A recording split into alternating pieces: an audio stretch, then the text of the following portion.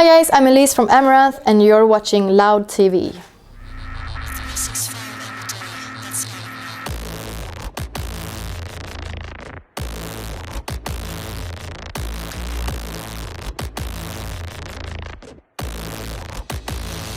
I feel excited and Swedish. Just kidding. Yeah, I feel it's going to be amazing. It's always so fun to put out new music and also to know that we're going to go on tour very recently, very soon. And the first show is in, of course, Paris. It's always nice to expose yourself and your thoughts and your inside on an album, because that's actually what it is, kind of. Like, it comes from within, and there is things changing always. You reach different states of your life, and that is what we can express on an album. So it's always very, exciting to see if we can connect with the people, if people are, liking it as we do, and if they can see themselves in our songs and connect in, and that is what we look forward to here. And if they can feel as energized as we did when we listened to this very heavy album.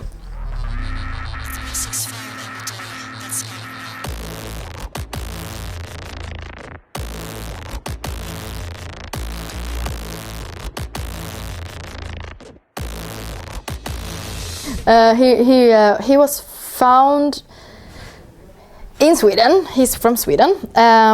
We have friends in common. I think it was Olof that took the first step and who actually wrote to him on Facebook.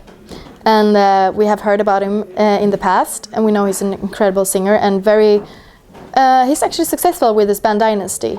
So we thought maybe he's going to be too busy, or maybe he doesn't want to have two bands, because obviously we wouldn't force him to quit his own band.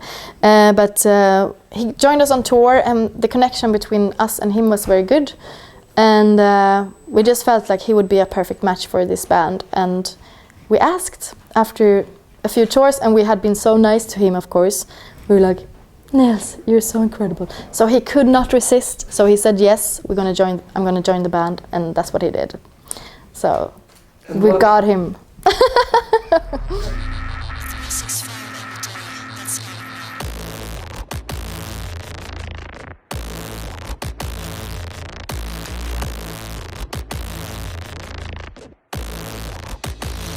It was very quick, but I think the reason why it went quick was because it was only me and Olof, so we didn't have to, involve or wait for a response from somebody else, or we could just decide the timing ourselves, which was very easy actually. And I know people sometimes work better in group, or people work better two and two, and I think I work better two and two, so I was more fast in making my decisions, and I just know also the responsibility was on us only. We couldn't just leave the lyrics or anything up to somebody else. So it was that was a big difference, of course, since from the past, and I think it worked out very well because, like I said, it was very effective. But the reason we only took 2 months was because we were so touring a lot last year, so we didn't have time to actually sit down and write. And on the tour, I was sick for 3 months, so I couldn't find any inspiration to write anything on the road, because all the free time I had to focus on just resting and trying to get healthy again. So we always grab the whatever is in the air at the moment. So it could be that we actually are, have a discussion about something, but then instead of discuss stuff, we write a song about it. Or there is, things that we want to express. On this album, it was very personal, I think, because it was the bond between him and me, and how we felt about different things, and we could actually talk a lot about the feelings. And so it's very much personal and self-focused, on the sense that finding, all the emotional aspects within ourselves. So it's a lot of more anger, I think, and it's a lot of more expressions in the way that from a personal perspective, and not that you're angry because the world is changing, and it's more that focused on us. And like I said, we knew that we had to be in the studio in March. So and I was healthy from January, and then we just decided don't stress about it, we know we always work very well together.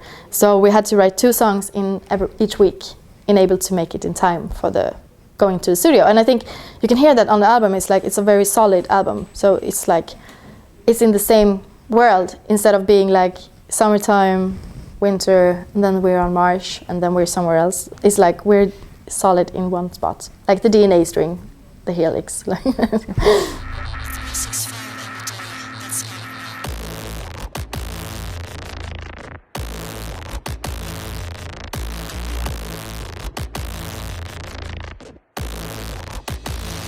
It's a spiral of DNA, and we thought that if we go back to, you know, the core, the DNA of Amaranthe, what it actually is, and what we got inspired from when we first started the band, we kind of brought that all together, including the new things we learned from the previous albums, where we used a little bit more of the electronic parts, and there is a lot to learn from that, because you're a great guitarist doesn't mean that you obviously is a great, you know, electronic composer in that way, like the DJs are doing nowadays. So I think Olaf learned a lot, and he developed a lot on the electronic parts. So he didn't have to focus a lot on that on this album, and so that's why we felt like we're ready to bring back the, you know, instrumental parts a bit heavy, because the keys were more fast to make this time.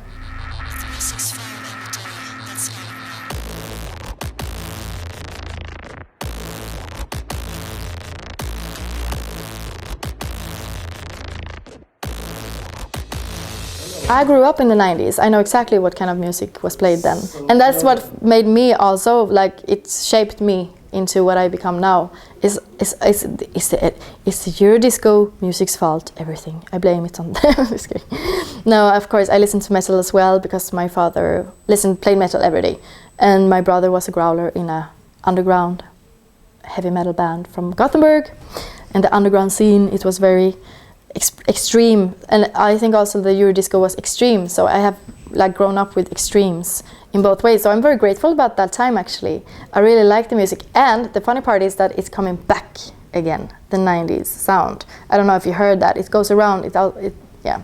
So maybe next time was going to be, you know, in the loop, might be the 80s or the 70s or something. It always comes back. So if you listen, for example, to Dua Lipa, you can hear that it's 90s music. For me, I think this is so dated, it's old, but for the younger people, it's so fresh and new, because obviously they weren't yet born in the 90s.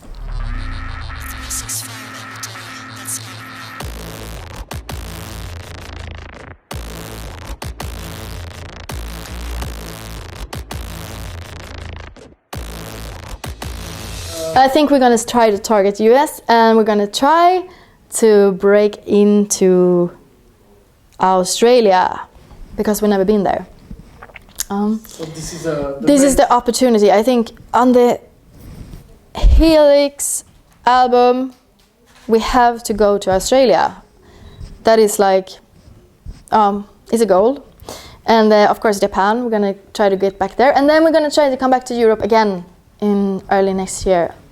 So we're keeping our fingers crossed for that.